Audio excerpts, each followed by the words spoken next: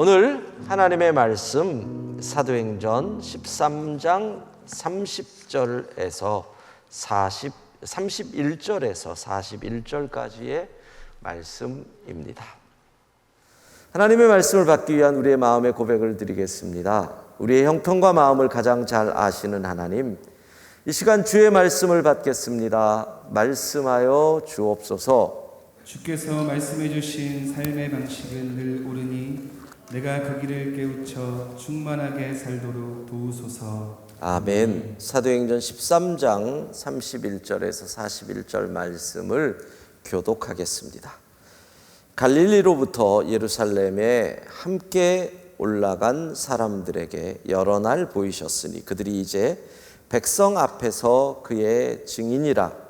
우리도 조상들에게 주신 약속을 너희에게 전파하노니 곧 하나님이 예수를 일으키사 우리 자녀들에게 이 약속을 이루게 하셨다 함이라. 시편 둘째 편에 기록한 바와 같이 너는 내 아들이라 오늘 너를 낳았다 하셨고, 또 하나님께서 죽은 자 가운데서 그를 일으키사 다시 썩음을 당하지 않게 하실 것을 가르쳐 이르시되 내가 다윗의 거룩하고 미쁜 은사를 너희에게 주리라 하셨으며, 또 다른 시편에 일렀으되 주의 거룩한 자로 썩음을 당하지 않게 하시리라 하셨느니라. 다윗은 당시에 하나님의 뜻을 따라 섬기다가 잠들어 그 조상들과 함께 묻혀 썩음을 당하였으되 하나님께서 살리신 이는 썩음을 당하지 아니하였나니.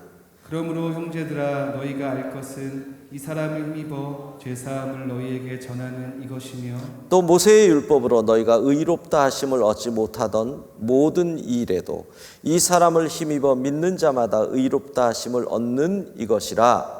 그런즉 너희는 선지자들을 통하여 말씀하신 것이 너희에게 미칠까 삼가라. 함께 읽습니다. 일러스되 보라 멸시하는 사람들아 너희는 놀라고 멸망하라. 내가 너희 때를 당하여 한 일을 행할 것이니 사람이 너희에게 일러 줄지라도 도무지 믿지 못할 일이라 하였느니라 하니라. 아멘. 저희가 대학에 들어갈 무렵에 정권에서 과외 금지라고 하는 조치를 내렸습니다. 그러니까 어떤 민주주의나 인권의 가치, 자유의 가치가 우리 1980년대 초반과 지금 중국하고 비슷한 것 같죠? 중국이 사교육 금지 조치를 갑자기 그냥 정권에서 꽝 때렸는데 전두환 정권 때였습니다. 그러다 보니까 저희 윗 선배들은 대학 시절에 과외라고 하는 아르바이트를 통해 가지고 어떤 수익을 창출했는데 저희는 그것을 할 수 없는 세대가 된 거죠. 그래서 많은 저희 또래 친구들은 돈을 벌기 위해서 이제 육체 노동이라고 하는 쪽으로, 그 시절은 무슨 디지털화되어 있던 시대도 아니니까 알바를 하기 시작을 했습니다. 물론 소위 말하는 지금 말하는 스카이라고 하는 대학의 친구들은 또 다르더라고요. 그들은 과외를 하더라고요. 법으로 안 되니까 몰래 한다. 그래서 그때 신조어가 몰래바이트라고 하는 말이 처음 등장을 했습니다. 근데 재밌는 것은 몰래 하는 거다 보니까 과외에 위험수당 비슷한 게 붙어서 과외비가 훨씬 높아졌다는 참 아이러니. 그러니까 걔들은 과외를 하면서 돈을 더 많이 버는 그런 일이 벌어졌습니다. 알바를 제법 했는데 제가 했던 것 가운데 기억나는 것은 예전에도 한번 말씀드렸는데 11월 말경에 친구들하고 돈을 모아서 군고구마 장사를 했었습니다. 리어커는 빌리고요. 그 다음에 이제 군고구마 통, 저게 80년대 초에 새롭게 발명된 군고구마, 지금도 아마 저런 통에다가 드럼통을 이렇게 바꿔가지고 밑으로 장작을 넣고 리어커에 싣고 새벽에 도매시장에 가서 고구마를 떼옵니다. 그리고 이제 아침 지나면서부터 굽기 시작해서 밤늦게까지 고구마를 파는 일을 한 3개월 해서 제법 돈을 벌었던 기억이 납니다. 제가 왜 이 말씀을 드리나 하면, 그리고 처음 한 달이 지나서 그 친구들이 이제 교회 친구들이잖아요. 야, 헌금을 하자. 그랬는데 이 교회 친구들이 저를 비롯해서 모두 다 아무도 하고 싶은 마음이 없더라는 겁니다. 11조를 내자 그러는데 당장 나오는 얘기가 매출의 11조냐 수익의 11조냐, 여기부터 이제 시작이 되는 겁니다. 그때 헌금을 하면서 정말 손이 떨리던 경험을 했습니다. 그 일을 통해서 제가 배운 교훈이 있습니다. 돈은 쓰여져 있는 10,000원짜리든 50,000원짜리든 액면가의 가치는 똑같지만 그 돈을 내가 어떻게 벌었느냐에 따라서 내가 느끼는 가치는 다르다. 땀 흘리고 수고하고 노력해서 번 돈의 가치가 부모님에게 그냥 용돈으로 받은 가치보다 훨씬 크구나 하는 것을 그때 배웠습니다. 고생하면서 돈을 벌지 않고 그냥 불로소득을 얻은 사람들에게 있어서 돈은 그렇게 가치 있지 않을 것입니다.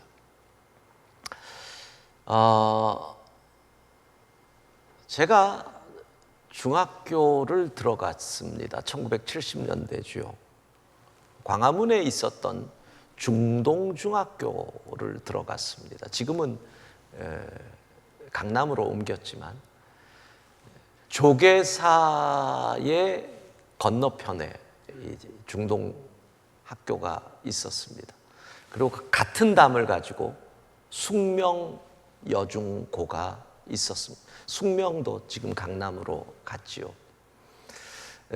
들어갈 때 저희 어머니가 교복을 사줬는데 그 시절은 그 교복을 사준다는 것은 3년간 입어야 한다는 뜻입니다. 저쪽에 있는 애는 형 거를 입어가지고 저렇게 좀 작고 이쪽에 있는 애는 좀 크고 뭐 그렇죠. 그래서 교복을 무지 큰 걸 사줬습니다. 상의가 저런 애들처럼 엉덩이를 덮을 정도로, 그리고 소매를 접어가지고 꼬매서 중3 정도 되면 맞는다, 그런 교복을 입었습니다. 제가 다녔던 중동 학교는 전통적으로 뭐 이런 걸 자랑하던 학교였습니다.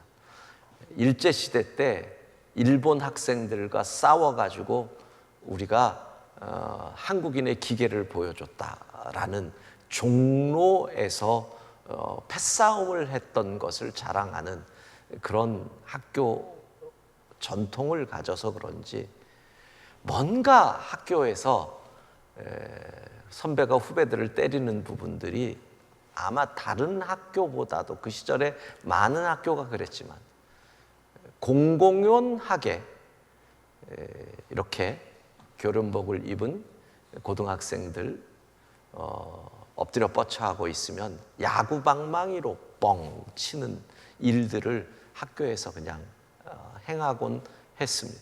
그때마다 중학교 1학년 들어간 저는 그 모습을 보고 와, 가슴이 쿵쿵 뛰었던.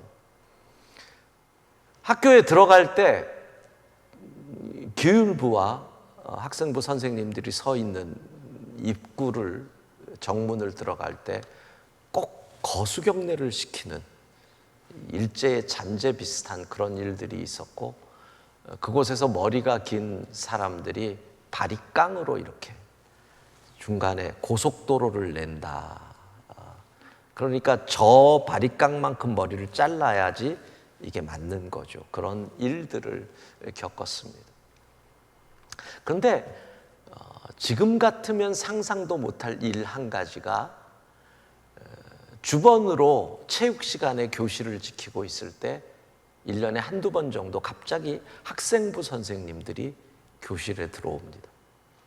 그리고 모든 학생들의 책가방을 다 뒤집어 깝니다. 와, 지금 같으면 상상도 못할 일이죠. 고상혁 집사님, 저 중고등학교 때도 그런 거 있었어요? 체육 시간에? 선생님들이 들어와가지고 막 가방을 뒤졌다고? 나랑 나이 차가 얼마 안 나는구나. 고 집사님이 50이 넘었는지 이제 알았네. 그러니까 참 이런 일들이 잦았다는 얘기죠. 최근까지도. 지금 같으면 있을 수 없는 일일 겁니다. 왜? 그만큼 우리가 자유, 인권, 사생활 이런 부분들이 아주 성숙해진 거죠. 학생들이 자신들이 당하는 차별을 공공연하게 이야기할 수 있는 세상이 됐습니다. 왜? 그런 도구를 가지고 있는 거죠. SNS. 자기들이 당한 불공정한 일을 얘기할 수 있는 도구를 모든 국민이 하나씩 가지고 있는 겁니다. 근데 그 시절에는, 그 옛날에는 그 도구가 없었습니다. 그래서 기껏했던 게 대학교 게시판에 붙이는 대자보. 그것이 이 세상이 불공정합니다, 잘못됐습니다를 세상에 알릴 수 있는 어떤 수단이었죠. 아주 아날로그식 수단. 지금은 우리의 자유가 얼마나 컸는지, 우리의 인권의 지수가 얼마나 높아졌는지, 오죽하면 고등학교에서 총선이나 대선에 투표를 하자는 논의가 진행될 정도로 우리의 자유와 인권의 지수가 높아졌습니다. 제가 1984년 7월 초에 논산훈련소에 들어갔습니다. 그 시절 그 더운 여름에 논산에 들어가서 4주 훈련을 받고, 오늘이 기억나는 게 훈련 이후에 자대에 배치되는데 바로 8월 14일에 사령부 대기병으로 들어와서 15일 광복절 지나고 16일에 자대로 들어갔기 때문에 계산하면 딱 37년 전 오늘 저 경기도 포천 쪽에서 뒹굴뒹굴 했던 것 기억이 납니다. 그런데 왜 8월 16일을 잊지 못하느냐?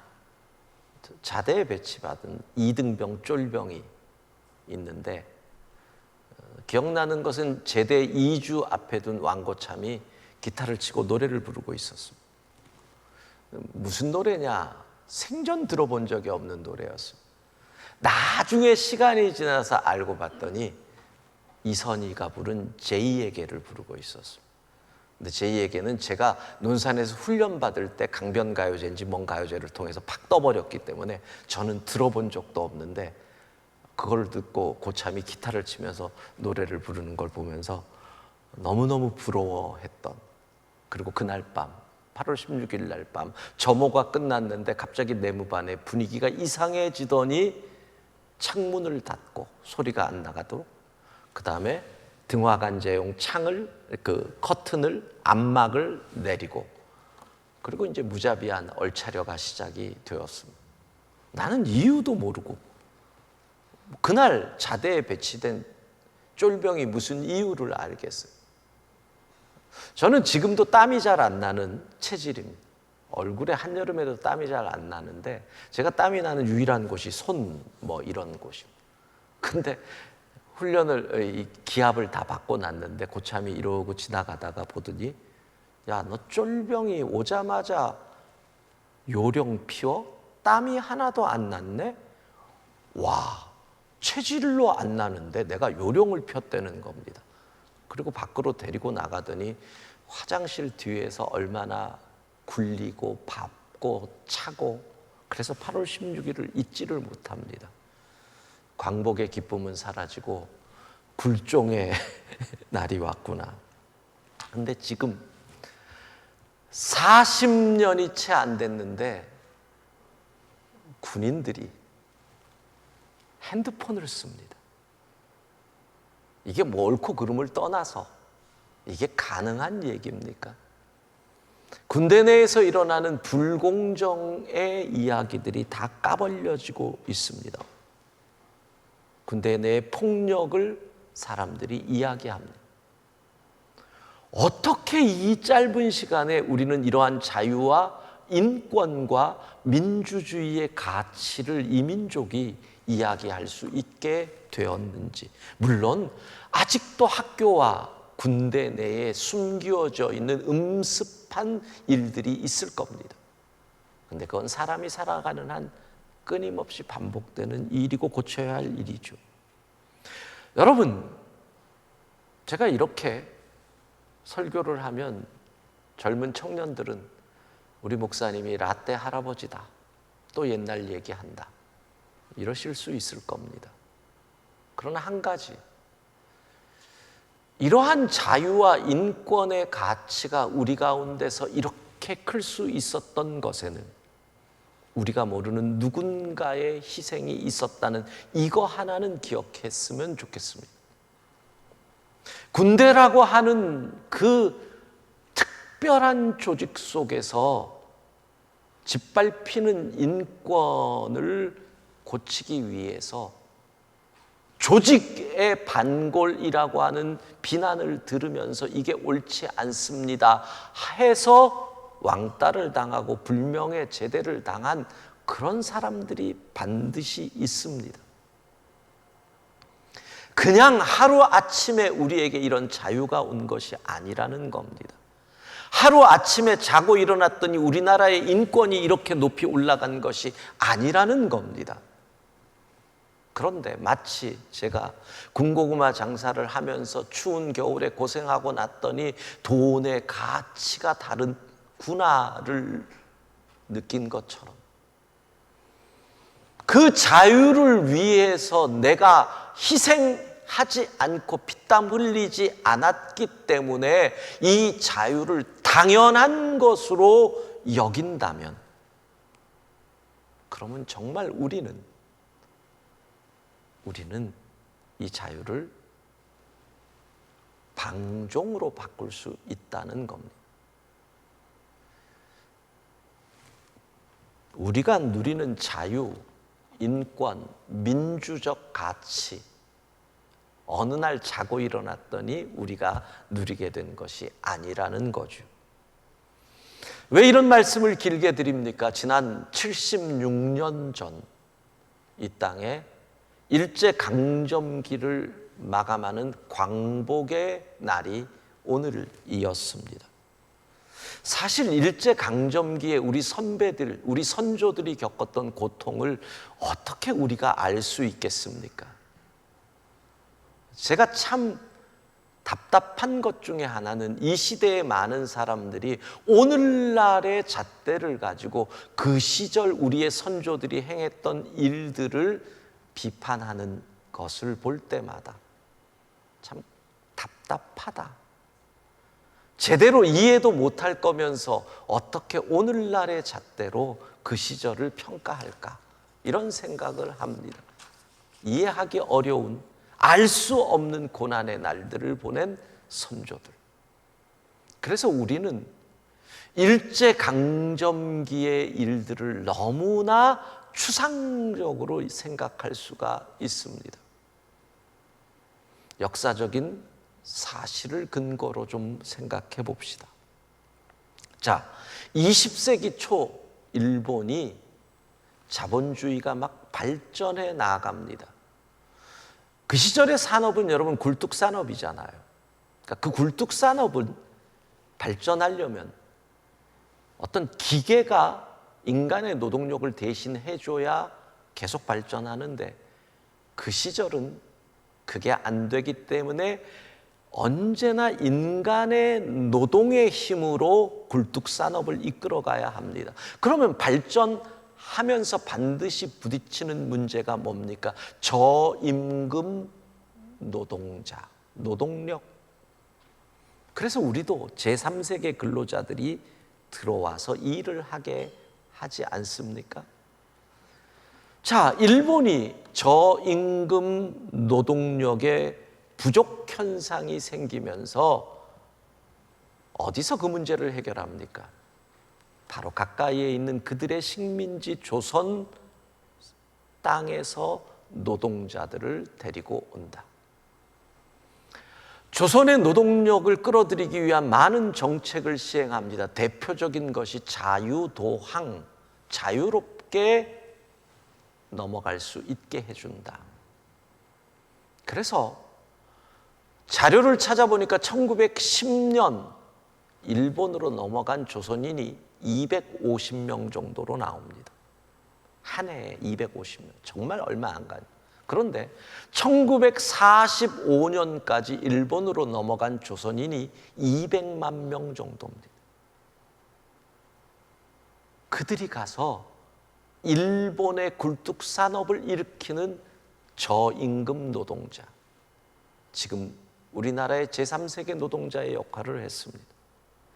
여러분, 이 숫자가요, 만만한 숫자가 아닙니다. 왜?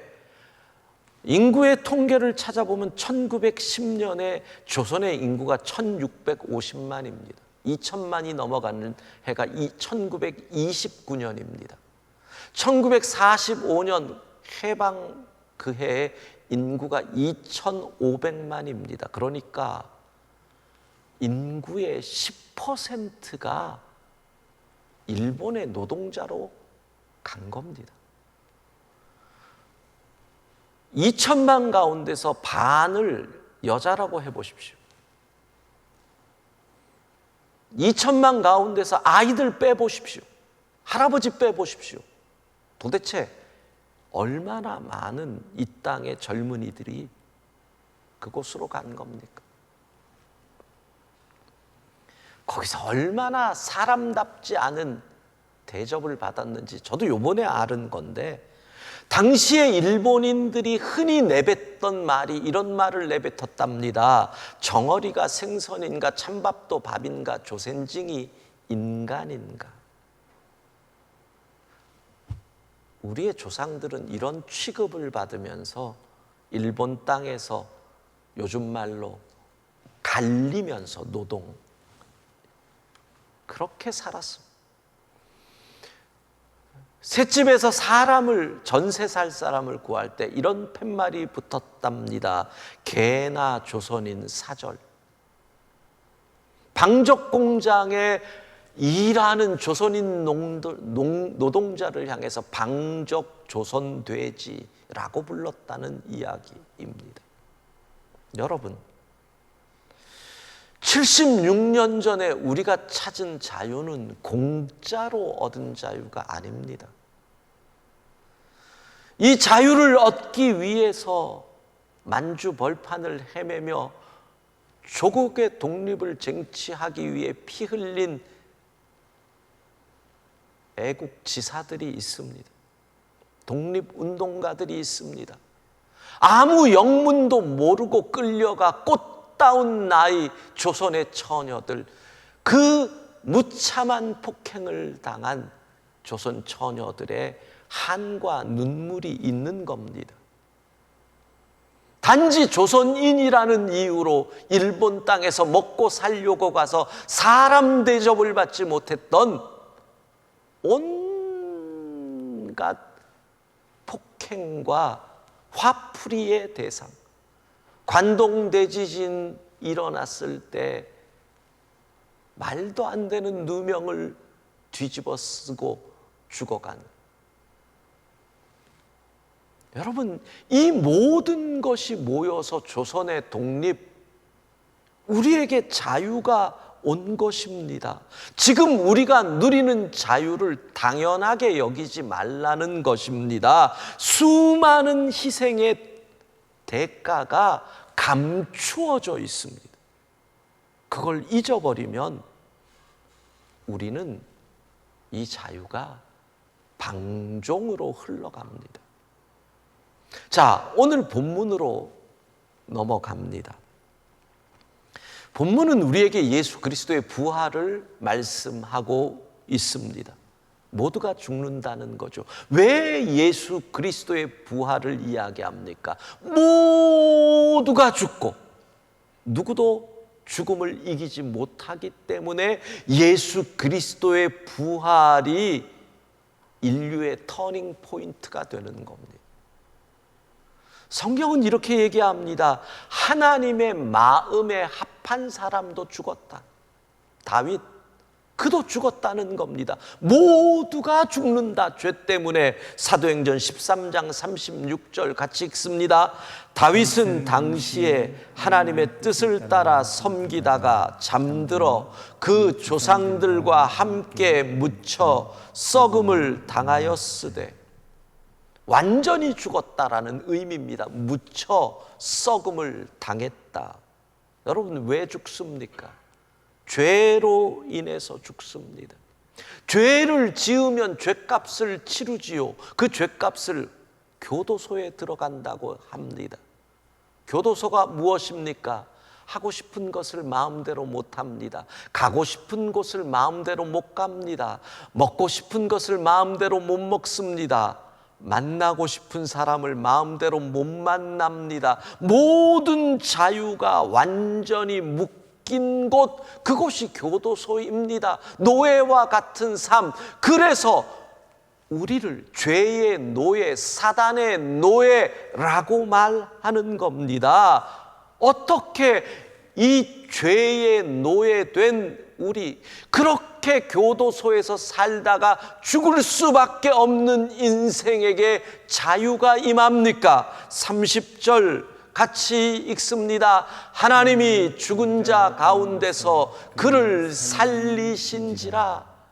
예, 죽음, 죄의 결과, 이 끝판왕과 싸워서 죽음을 이겨야, 부활해야 죄의 권세가 무너지는 것이거든요. 우리 주 예수 그리스도께서 죄의 권세를 이기시고 죽음에서 부활하신 줄로 믿습니다. 그래서 죽음에서 부활하셨기에 우리에게 어떤 일이 일어납니까? 13장 38절 함께 읽습니다. 그러므로 형제들아, 너희가 알 것은 이 사람을 힘입어 죄 사함을 너희에게 전하는 이것이며, 그래서 이 죄 문제가 해결되었다. 너희에게 죄 사함의 은혜가 임했다. 우리가 죄의 교도소에 갇혀 있었는데 오늘 광복절 사면 있는 날 예수 그리스도께서 죽음의 권세를 이기셨기에 죄에서 사함, 자유가 선포되었고 우리가 자유인이 되었다는 것입니다. 생각해 보십시오. 그런데 중요한 것은 이 자유를 얻기 위해 우리가 한 일이 없다는 겁니다. 여기서 문제가 생깁니다. 이 자유를 얻기 위해 우리 주 예수 그리스도께서 십자가에서 모든 인류의 죄를 대신 짊어지시고 비참하게 죽으셔서 온 건데, 그것을 우리가 공짜로 얻지요. 그래서 그것을 은혜라고 얘기하잖아요. 문제는 내가 희생하고 피땀을 흘리지 않다 보니 그 은혜를 우습게 여기게 됩니다. 그 순간 주님의 은혜가 싸구려가 되어버립니다. 마치 우리가 누리는 자유가 누군가의 핏값으로 온 것인데 내가 희생하지 않았다고 그것을 잊어버리는 순간 우리가 방종과 방탕으로 흐르는 것과 비슷한 것입니다. 여러분, 우리가 누리는 이 자유, 우리가 받은 이 은혜 공짜인 것 같습니다. 자식의 입장에서 생각해 보십시오. 집에서 밥도 공짜로 먹고 방값도 안 내고 자는데 공짜입니까? 부모가 다 내는 거잖아요. 그런데 부모의 은혜를 잊어버리면 불효자식이잖아요. 똑같다라는 이야기입니다. 희생을 모르면 가치를 모릅니다. 희생을 모르면 은혜를 모릅니다. 그러면 방종과 방탕으로 흐릅니다. 여러분, 코로나19라고 하는 풍랑으로 인해서 우리가 수많은 타격을 입었습니다. 저는 개인적으로 우리가 입은 가장 큰 타격이 무엇인가? 우리의 자유가 제한당했다. 이 자유를 누리기 위해서 이 민족이 얼마나 피땀을 흘렸는데, 일제강점기에서의 해방의 자유, 6.25 전쟁을 통해서 공산주의가 아닌 민주의 가치를 얻는 자유, 또 경제적인 보릿고개에서 해방되기 위한 경제적 자유, 오늘 우리가 누리는 자유가 그냥 온 것이 아닌데 어느 순간 저녁 6시 이후에는 2명만 다녀라, 낮에는 4명만 다녀라, 마스크 써라, 악수도 하지 마라, 교회도 모이지 마라. 이 자유를 우리가 어떻게 얻은 것인데 이 자유가 제한당하고 있는데 왜 우리는 아무런 생각 없이 거기에 순종하는지, 생각 없이 따르면 굴종 아닙니까? 사실 저는 따로 살면 부모 집에도 가지 마라, 부모를 위해서다. 여러분, 이게 말이 됩니까? 자식이 부모를 만나는데 안 된다. 저 같은 경우는 지난 2월에 모친이 별세하시고 부친이 혼자 계시는데 또 건강도 안 좋으시니까 최소한 일주일에 한 번 이상은 가서 같이 식사도 하고 이렇게 힘을 들여야 되는데 지난 7월에 4단계 되면서 가지 말라 그러니까 이걸 방법이 없는 거예요. 이게 도대체 뭔가요? 개인의 자유를 정부가 이렇게 제한할 수 있는 거냐라는 겁니다. 여러분, 이 설교를 들으니까 조금씩 불안해지죠. 갑자기 황 목사가 여러분 일어나서 광화문으로 나갑시다, 태극기를 들고 갑시다, 뭐 이렇게 나올 것 같다는 생각이 드시죠? 설교 아직 안 끝났습니다. 예.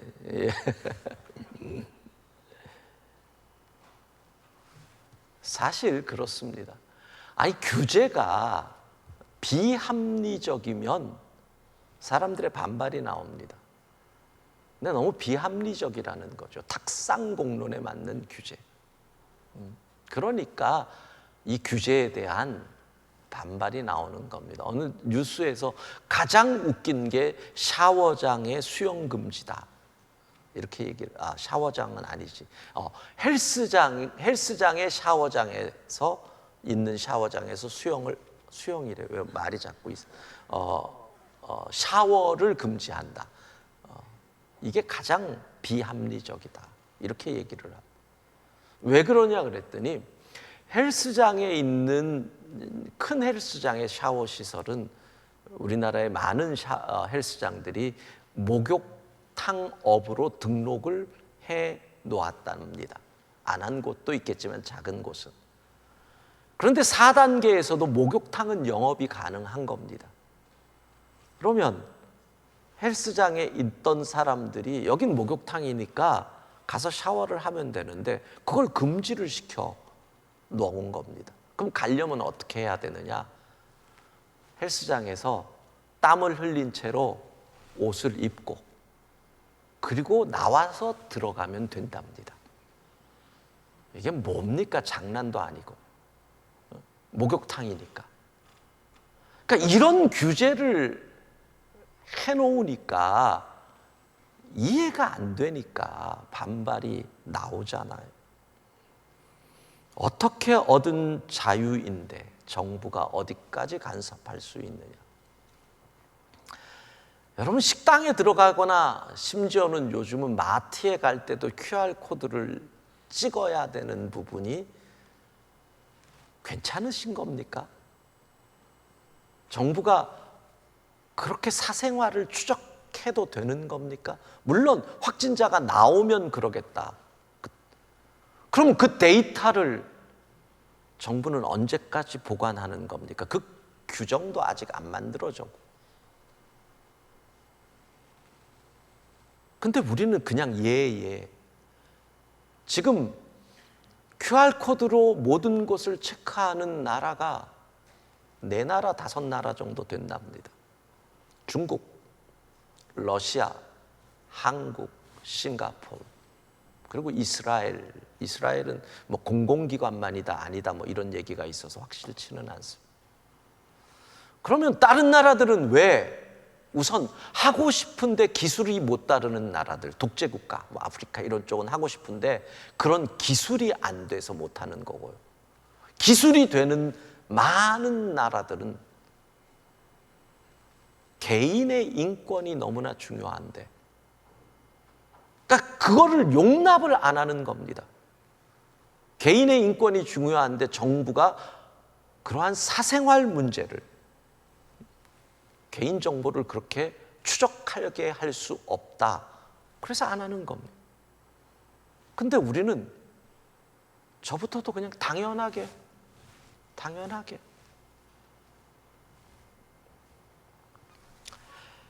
이 자유를 누리기 위해서 우리가 흘린 피가 얼마나 많은데, 서양에서는 마스크 안 쓰겠다, 백신 안 맞겠다 데모를 하는데 우리는 언제부터 이렇게 예 하게 되었는지. 물론 이유를 찾아보면 서양과 동양의 차이는 있을 겁니다. 예를 들면 서양은 그 기본부터 개인주의죠. 그러니까 개인의 선택, 개인의 결정, 개인의 자유를 권력과 어떤 기관이 간섭할 수 없다. 이게 서양의 아주 기본이죠. 동양은 개인보다 공동체 중심의 철학, 이게 기본에 있으니까 우리는 공동체라고 하는 것을 위해서 개인의 자유가 일정 침해돼도 된다. 이런 차이가 있는 것 같습니다. 자, 중요한 것은 이겁니다. 여러분들이 이 거룩하고 고귀한 자유를 지켜야 되는데 이 자유가 침해되는 상황 속에서 우리가 그리스도인으로서 여기에 답을 해야 된다는 겁니다. 그리스도인은 어떻게 답을 해야 됩니까? 성경을 근거로 답을 해야 됩니다. 성경은 무엇이라고 얘기를 합니까? 이렇게 침범당하는 자유에 관해서 성경은 뭐라고 얘기를 합니까? 초대교인들은 로마의 핍박 속에서 정말 자유 없이 살았는데 그들은 이렇게 훼손당하는 개인의 인권과 자유에 관해서 어떻게 대답을 합니까? 바울 사도는 이렇게 말합니다. 갈라디아서 5장 13절 함께 읽습니다. 형제들아, 너희가 자유를 위하여 부르심을 입었으나 그러나 그 자유로 육체의 기회를 삼지 말고 오직 사랑으로 서로 종노릇. 예, 그렇습니다. 우리가 안 맞을 자유 있고 이 일에 따르지 않을 자유가 있습니다. 그런데 성경은 이렇게 얘기합니다. 사랑으로 서로 종노릇하라. 가장 고귀한 자유가 여기에 있습니다. 여러분, 가장 거룩한 자유가 있습니다. 나는 자유하다. 그러나 나의 이웃을 위하여, 내가 생판 모르는 타인일지라도 그를 위하여 나의 자유를 제한하겠습니다. 나의 자유를 구속하겠습니다. 이것이 사랑으로 서로 종노릇하는 거룩한 그리스도인의 자유입니다.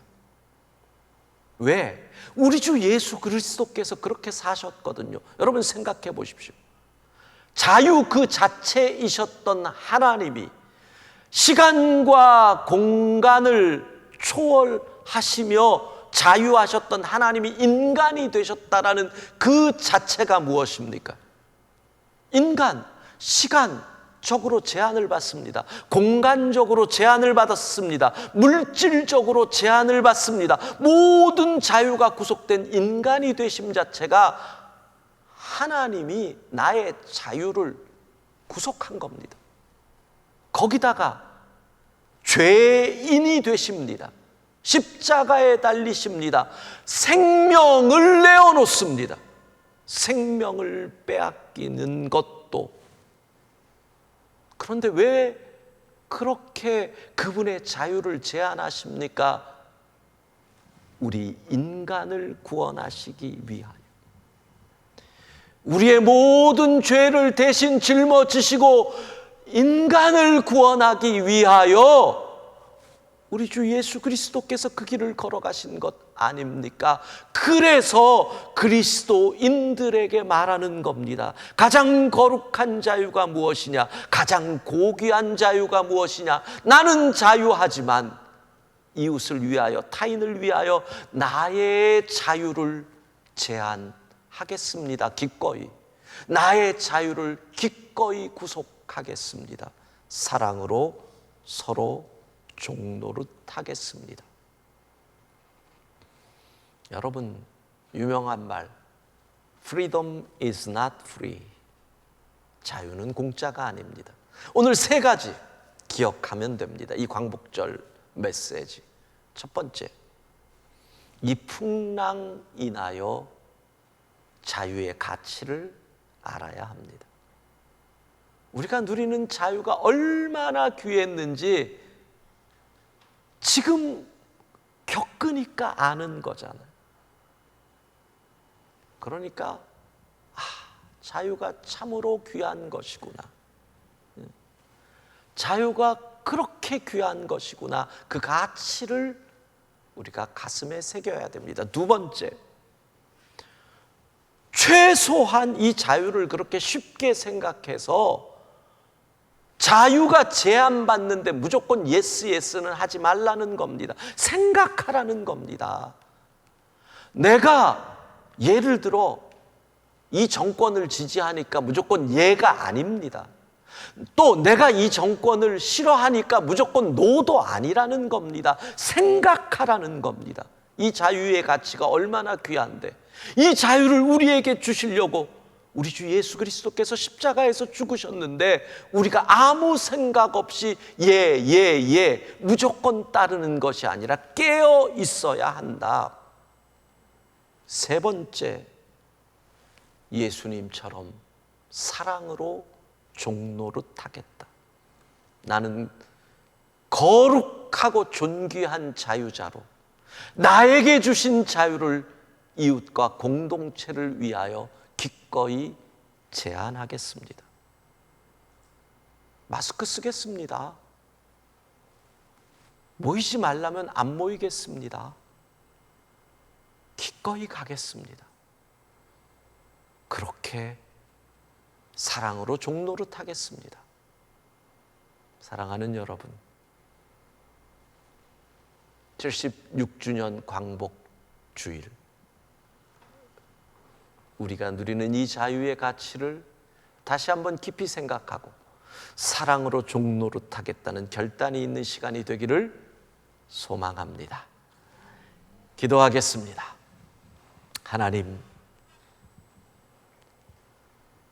우리가 누리고 있는 이 자유가 얼마나 소중한 것인지, 이 풍랑 인하여 자유의 가치를 알게 하옵소서.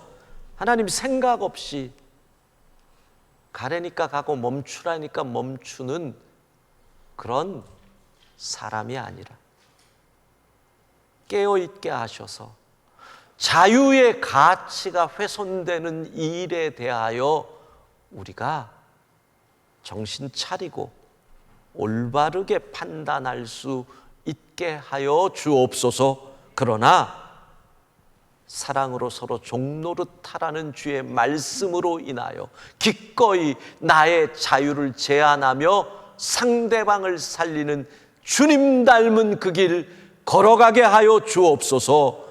예수님 이름으로 기도합니다. 아멘.